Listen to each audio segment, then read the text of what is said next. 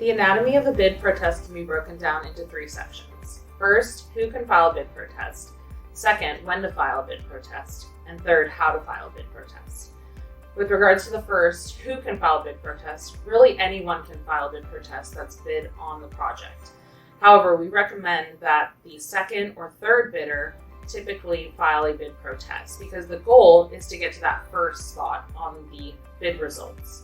Second, when to file a bid protest. So you can typically find when to file a bid protest in the invitation for bid. The deadline is usually very short, around 5 days. So you want to make sure that when the bid results are released, you immediately request copies of the bids and any other documentation that you may need to file that bid protest.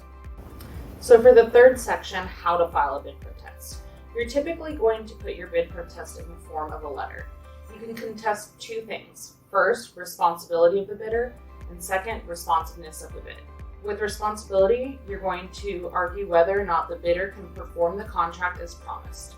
More specifically, responsibility includes the attribute of trustworthiness, but also has reference to the quality, fitness, and capacity of the bidder to adequately perform the proposed work. Responsibility is subjective to the government entity's discretion, so it's a more difficult basis to contest the bid on. Second is responsiveness. So for responsiveness, you're going to look at whether or not the bid promises to do what the bidding instructions demand. Any deviation from the bid would make it non-responsive. Examples of deviation from the bid include no bid security, if the contractor is not appropriately licensed, or if the contractor fails to list subs necessary to perform the scope of work.